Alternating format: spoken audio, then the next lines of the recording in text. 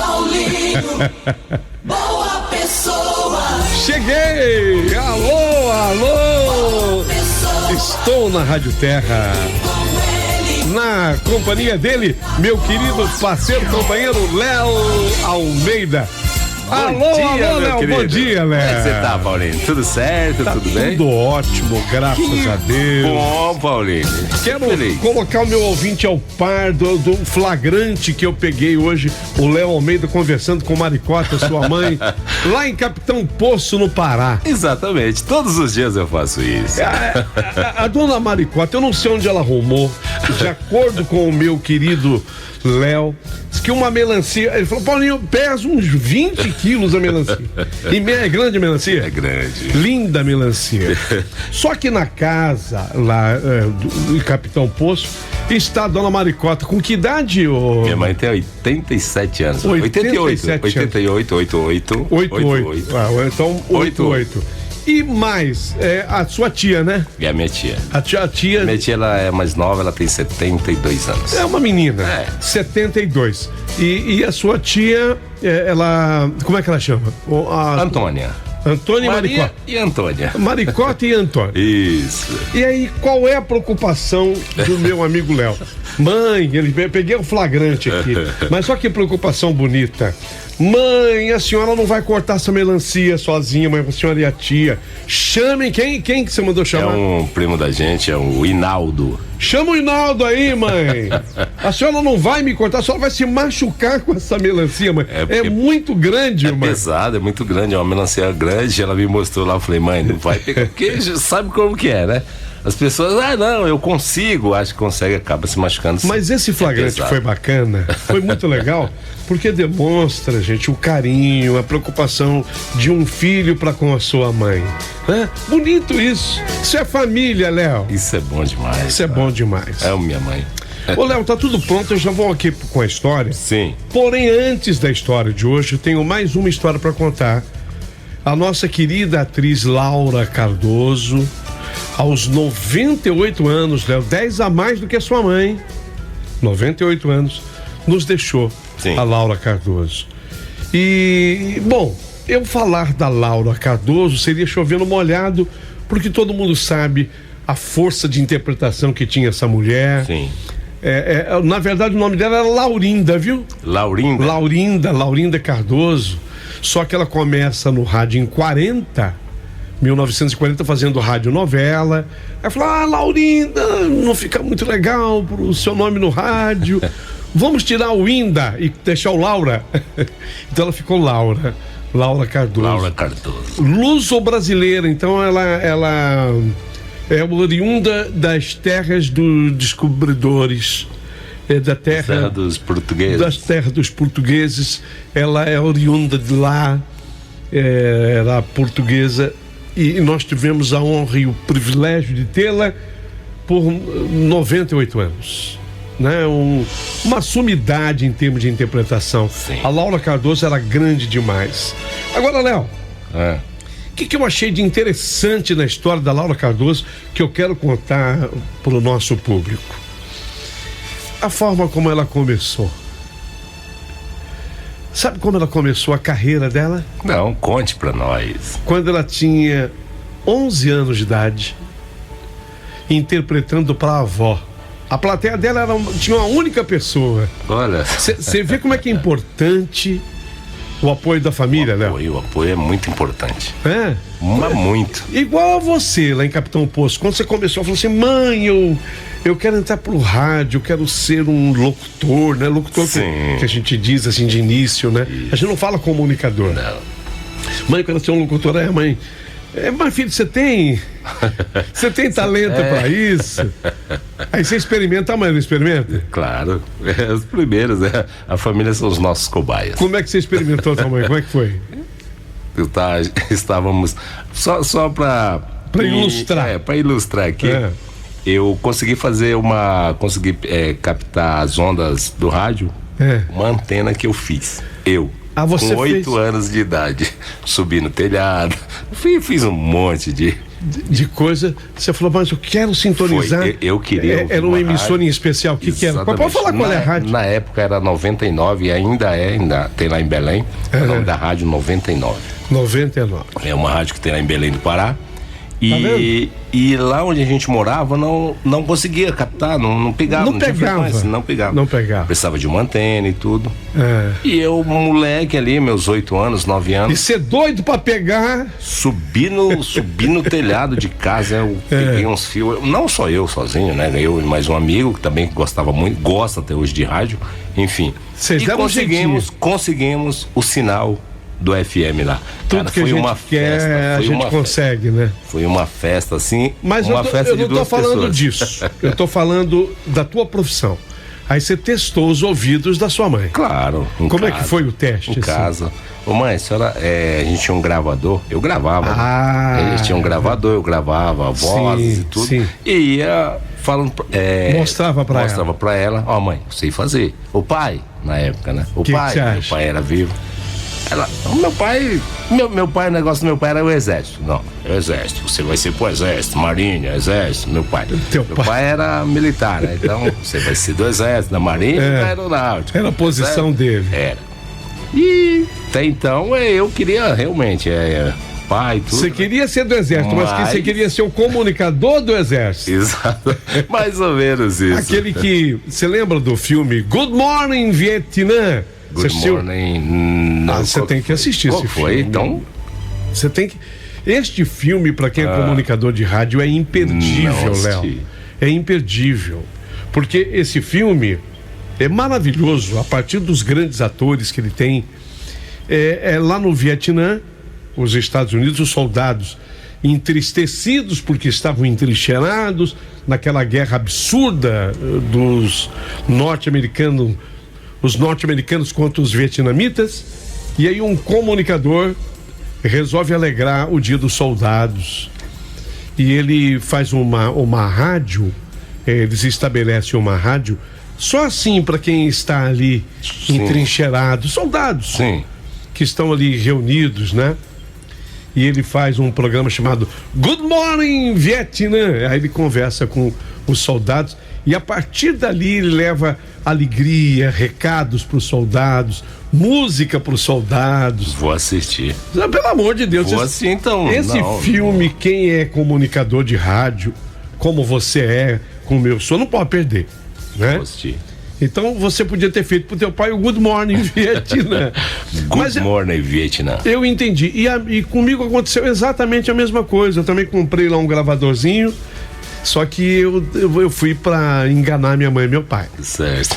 Aí eu peguei lá uns discos, um amigo me ajudou e eu fiz um programa na Rádio Bebedouro, mas de casa. Sim. Na minha casa, no gravador. Aí eu liguei o gravador e falei assim: mãe, escuta aqui um programa que começou na Rádio Bebedouro. Aí ele escutou assim, né? A minha mãe ouviu, falou: nossa, bom, bonito o programa, bom. Eu fiquei todo feliz. Falei: mãe, sou eu. Falou: não acredito. Que legal. Não acredito. Então, a Laura Cardoso, bom, então agora chegamos na Laura Cardoso. Ela interpretava pra avó. Ela pegou, ela tinha uma prima e ela fez uma peçazinha de teatro.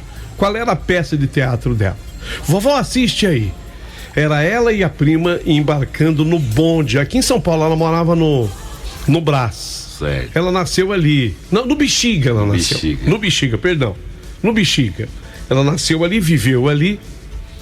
E aí ela falou assim: vovó, assiste a minha peça. Era ela e a prima embarcando num bonde. O bonde era um caixote. Ela colocou assim um caixote. Você manja de caixote? Sim. Aí ela corria com a prima, embarcava no bonde e as duas iam conversando no bonde, a avó assistindo. Aí elas desembarcavam do bonde e desembarcavam imitando os adultos que corriam para desembarcar no bonde.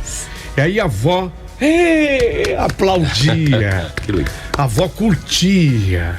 A avó amava. Não sei se a avó amava, mas a avó incentivava.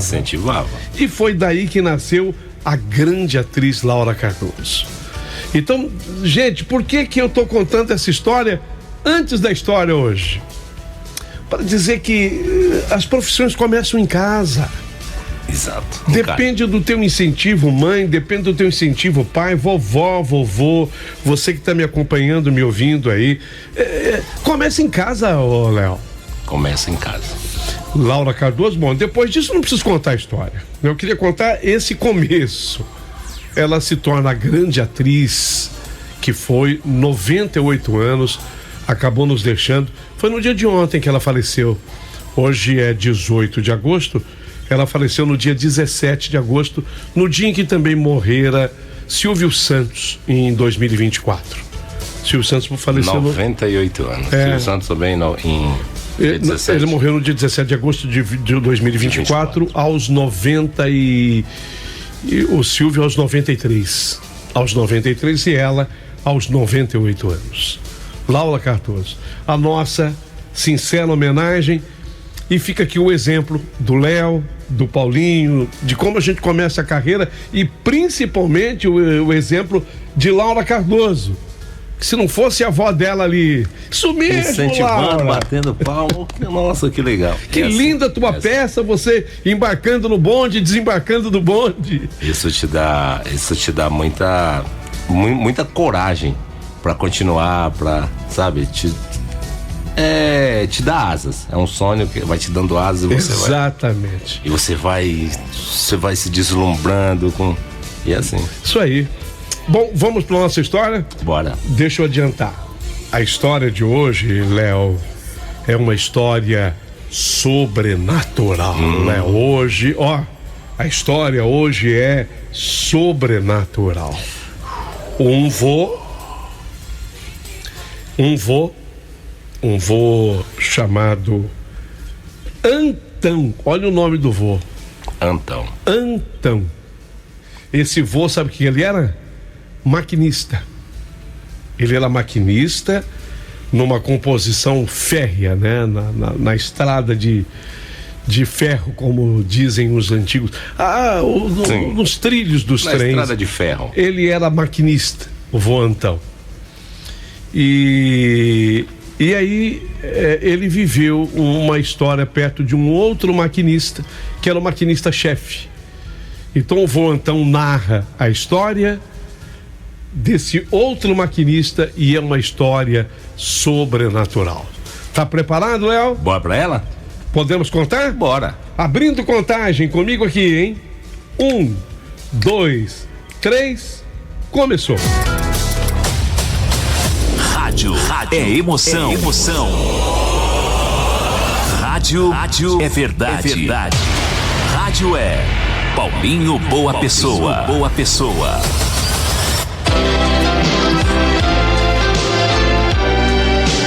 Rádio Emoção. Paulinho Boa Pessoa. A verdade de cada um. Querido amigo Paulinho Boa Pessoa, eu sou a Renata.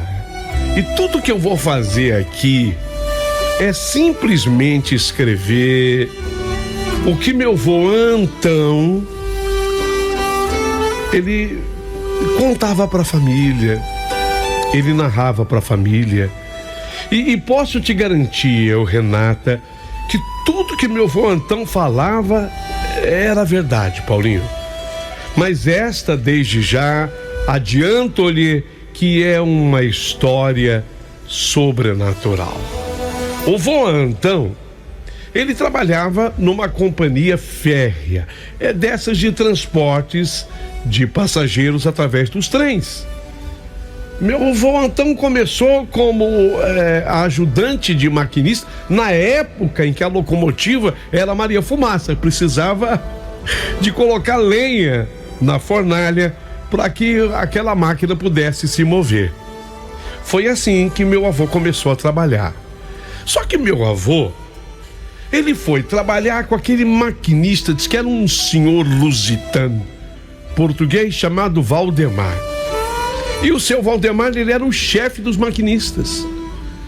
E a história do vô Antão foi de assistir tudo o que acontecia com o senhor Valdemar, o maquinista.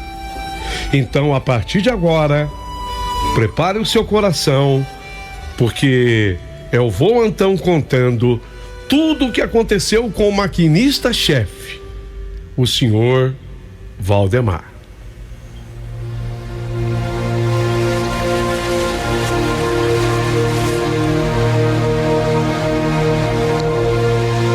O sertão já conhecia o apito daquela locomotiva, mas acima de tudo, o sertão conhecia o temperamento do seu maquinista, Valdemar.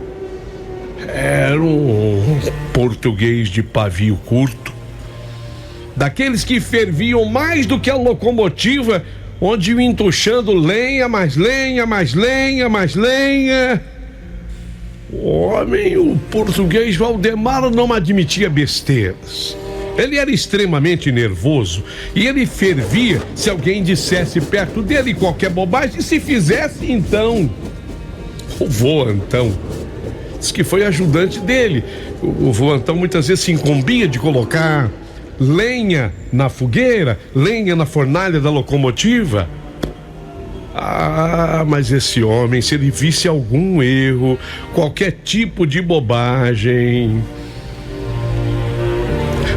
tinha gente que fazia piada do tipo, sabendo que ele era português, tinha aquela história famosa, e alguém chegava para ele e dizia assim: ô, seu Valdemar, e se o trem furar o pneu? Vai pros diabos, o diabo que te carregue, diabo. Ele odiava café frio. Quando ele pedia um cafezinho frio e alguém... Ele pedia um café e alguém trazia na xicrinha um café que tivesse frio. Diabo, que eu não quero esse café. Graxa na camisa, calor escaldante no meio-dia. Tudo era motivo para ele esbravejar. Que diabo! Gritava Valdemar, fazendo com que os auxiliares todos se encolhessem. Se a válvula engasgava da locomotiva, lá vinha: que diabo é esse? Você me botou lenha molhada aí? Hein, Antão? Antão, você colocou lenha molhada na locomotiva? Não, seu Valdemar. Que diabo? Se o sinal demorava a abrir, porque às vezes a composição era obrigada a parar, a depender do cruzamento de nível, e o sinal demorava a abrir. Que diabo que não abre esse sinal? A expressão já tinha virado um vício de linguagem, ou uma praga dita dezenas e dezenas de vezes ao dia, sem que ele imaginasse o peso que aquelas palavras carregavam nas sombras. Me conta o vô Antão. E de acordo com o vô, ele estava lá.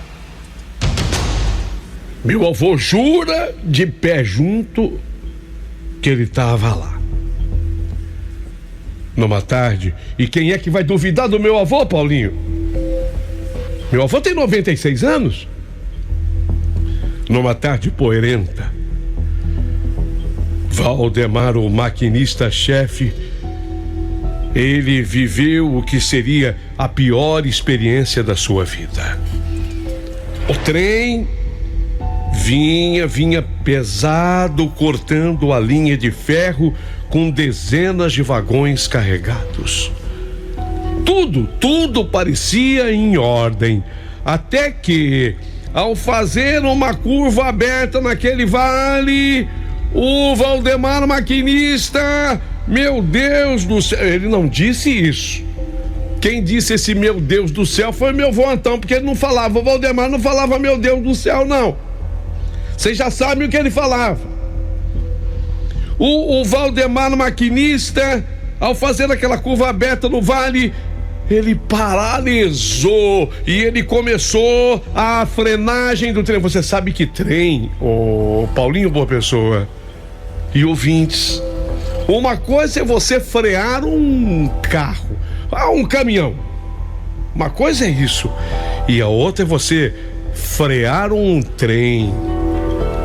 Você tem que começar, é uma engenhosidade, me explica. O voo então parece que começa pelo vagão, o último que passa pro penúltimo. Você entendeu como é que é? Você vem brecando o trem, mas é lá de trás pra frente, senão o trem descarrila, o trem sai dos trilhos.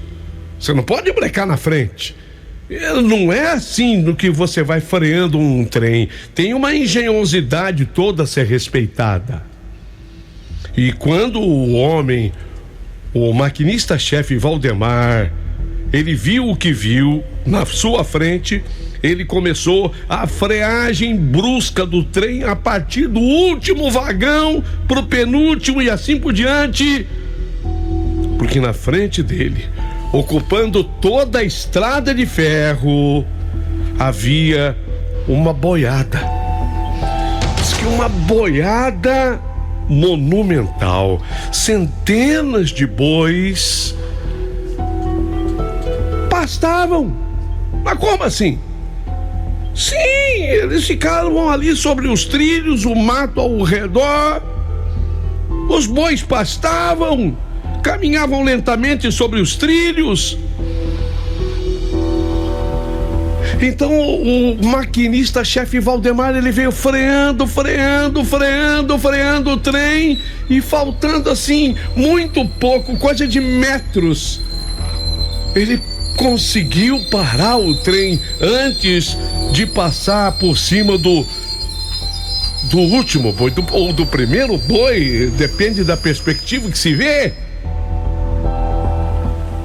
Ele parou o trem à frente do rebanho, parado exatamente no centro da via férrea. Estava um homem montado a cavalo, de corpo assim ereto. Aquele homem estava vestindo um chapéu de grandes abas, chapéu grande na cabeça, chapéu preto também. Desesperado, o maquinista-chefe Valdemar, escutando aquele estrido lá do aço contra o aço, porque ele freou aquele trem naquela dificuldade imensa. Quando aquele trem parou, subiu aquele cheiro de queimado, a máquina, a locomotiva tremeu inteira. Enquanto lutava contra o próprio peso, por milagre ou capricho do destino, a locomotiva parou, mas parou assim em cima da boiada. O homem que estava sobre o cavalo, o homem não se moveu, o homem não se mexeu, permaneceu ali, firme, ostentando uma atitude ameaçadora. Foi quando o maquinista-chefe Valdemar, com sangue fervendo e a raiva cega de sempre, ele colocou a cabeça para fora da locomotiva, da cabine da locomotiva, e gritou: "Que diabo você tá fazendo aí? Que diabo é esse? Quer morrer junto com esses bichos fedorentos, diabo?" O sujeito que estava montado no cavalo não respondeu de imediato.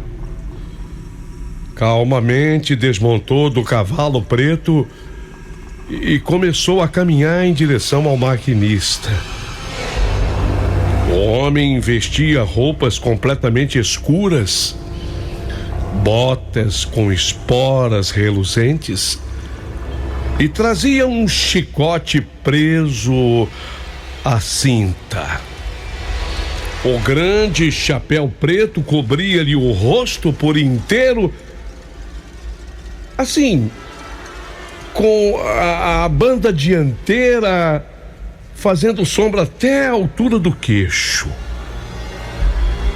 Ao se aproximar da cabine da locomotiva, o homem parou e, com um tom de voz profundo e raivoso, disse: "Ah, então é você, maquinista, seu imbecil, seu idiota.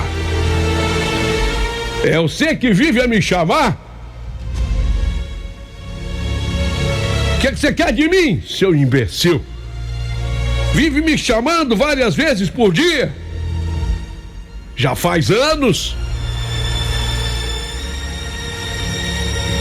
O que você quer, palhaço? Fala! Com um movimento lento, o homem montado no cavalo retirou o chapéu. O sangue do maquinista Valdemar congelou nas veias. Meu avô Antão, ele se esquivou, ele se escondeu assim num canto da locomotiva e ficou à espreita, com medo de ser descoberto. Mas o homem do cavalo só falava mesmo era com o maquinista português, o Valdemar. O maquinista Valdemar tentou falar, mas a voz sumiu da sua garganta. Aquele homem, meu vô Antão olhou para ele, o homem do cavalo. Ele não tinha uma face humana. Não, ele não tinha. Seus olhos brilhavam em um vermelho vivo, vivo como brasa. E o seu sorriso malvado revelava dentes amarelados e pontiagudos. A atmosfera ao redor, porque uma locomotiva, ainda mais movida a vapor, é quente. Ela ferve. Mas o meu avô Antão descreve: a atmosfera ao redor ficou gélida e um cheiro de enxofre tomou conta do ar. Você vive me chamando? Vive me chamando, maquinista? Aqui eu estou. Fala, seu merda. Fala, seu merda. Fala, seu merda. O que você quer? O que você quer de mim? Paralisado pelo terror, Valdemar, ele caiu de joelhos na plataforma da locomotiva. Ele juntou as mãos. A raiva de Valdemar deu lugar a um pavor absoluto. Mentalmente, sem conseguir emitir um único som, ele começou a clamar. Deus me perdoa. Deus me perdoa. E aí Valdemar prometeu, do fundo de sua alma, que nunca mais na vida mencionaria o nome daquele ser. Eu nunca mais falo. A criatura, no entanto, o homem que já havia descido do cavalo, não se sabe como, ele puxou o Valdemar da locomotiva pro chão, onde ele estava.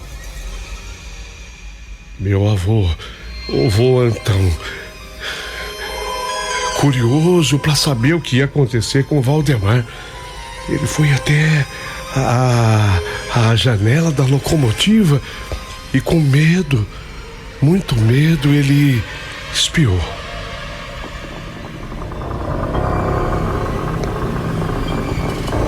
Vou te dar uma lição para você aprender a ter respeito com quem está quieto e ter respeito com o que chama, para que você saiba de uma vez por todas que quando você me chamar, eu estou ouvindo e eu venho. Eu venho. vou te dar uma lição. E o meu avô conta que o estalar do couro cortou o ar. O chicote. A primeira chibatada atingiu o peito de Valdemar, rasgando a sua farda e a sua pele. O maquinista caiu no chão, contorcendo-se de dor, enquanto o sangue quente jorrava e banhava a terra do lugar. Foram 10 chicotadas brutais e impiedosas.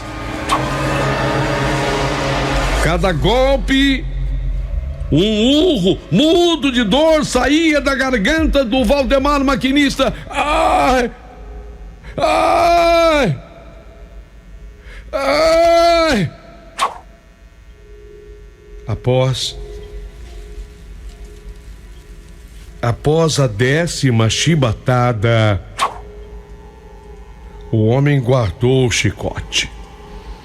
Olhou para o homem ensanguentado no chão e disse com uma voz que ecoou feito um trovão: vou lhe dar um só aviso. Da próxima vez que você me chamar, eu venho. Mas é pra te levar comigo pros quintos dos infernos. Escutou?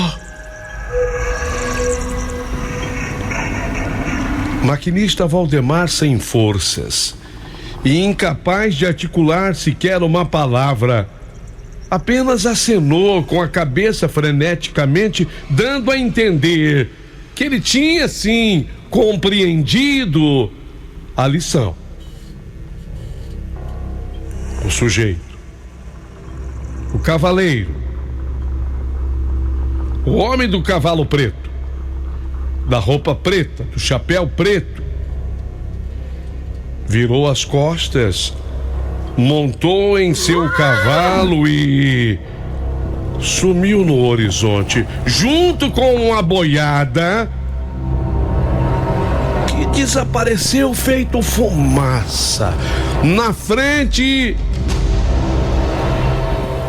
do maquinista Valdemar e do meu vô Antão.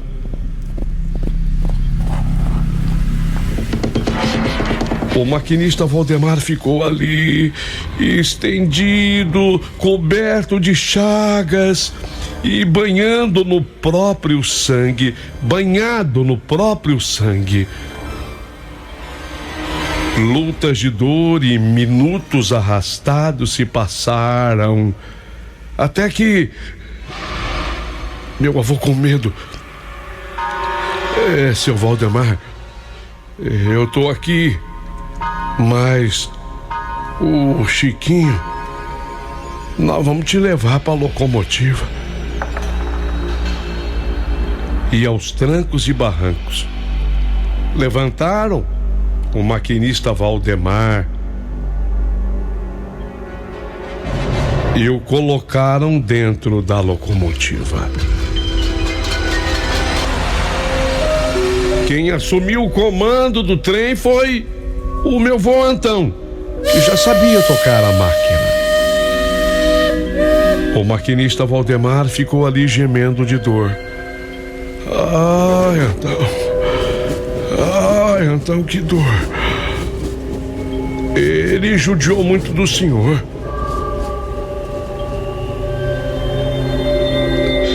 Mas não fala dele não, por favor, Antão. Por favor, Antão, não toca no nome dele. E a partir daquele dia, o apito do trem nunca mais foi acompanhado por rogos, nem pragas, e muito menos pelo nome do homem que estava montado a cavalo.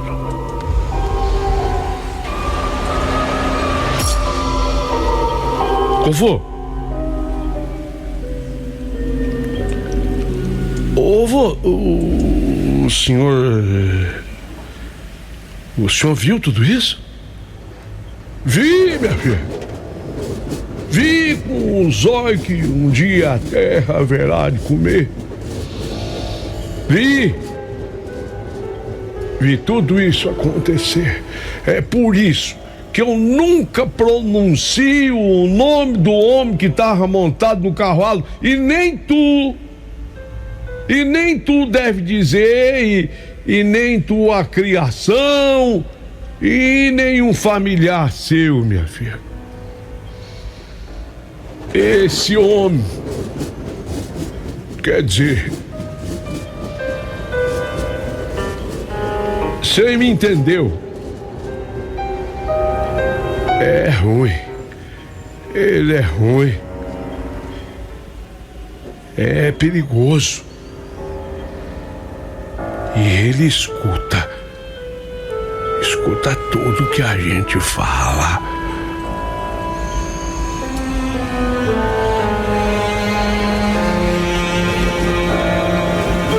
Sabe, meu amigo Paulinho, boa pessoa, desde que meu avô me conta essa história, que eu penso assim: devemos ter cuidado com o que repetimos no dia a dia, pois a paciência do invisível pode acabar, e nem todo aviso vem sem dor. Eu confio no meu avô, Paulinho. Confio demais nele. Ele não tem nenhum motivo para mentir. E assim como eu acredito no meu avô, eu espero que a tua audiência também acredite. E tenha aprendido. É bom evitar citar o homem do cavalo preto. Psiu. Ô, Léo. Oi. Você não fala desse homem, não, né? Não, tenho medo. Eu também. A partir de agora, Léo, vamos ouvir as opiniões de todos vocês.